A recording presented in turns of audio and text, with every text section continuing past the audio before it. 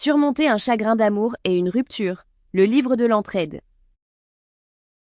Comment sortir de la douleur de la séparation pour trouver l'amour de soi et prendre soin de soi. De Anna Maria Perlich, lu par Emma Lefebvre. Ce qui vous attend dans ce livre. Tristesse, solitude, nuit blanche et probablement la question omniprésente du pourquoi, ce n'est pas un secret. Le chagrin d'amour fait mal. Vous traversez actuellement une telle période de votre vie et vous avez l'impression de ne pas avoir d'autre solution? Alors, en achetant ce guide, vous avez déjà fait le premier pas dans la bonne direction.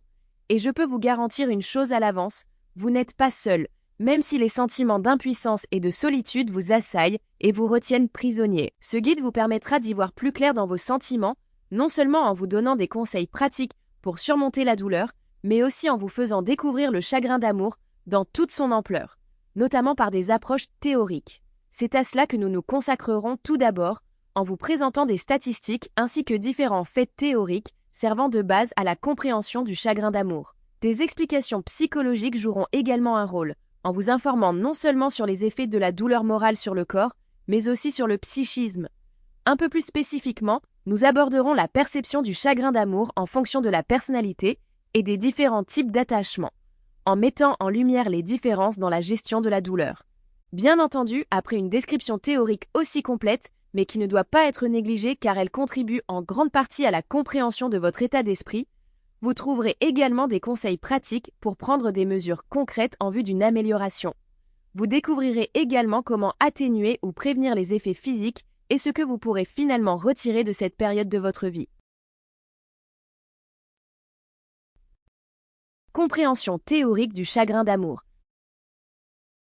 Vous êtes probablement intéressé par les conseils pratiques de ce guide, mais ne vous précipitez pas sur eux pour l'instant.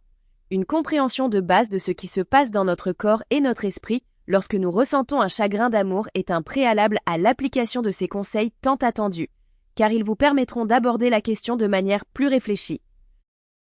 Pourquoi avons-nous un chagrin d'amour?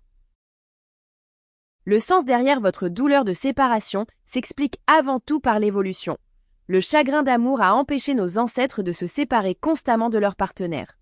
Cela était nécessaire pour assurer le maintien de la famille et la reproduction. La cohésion de leur couple était ainsi renforcée par un lien émotionnel, ce qui devait également avoir un effet positif sur leur progéniture. Recherche et statistiques. Tout d'abord, je voudrais vous faire comprendre que vous n'êtes pas du tout seul à vous inquiéter et que vous fournissez pour cela des résultats solides issus de la recherche. Sample complete. Ready to continue?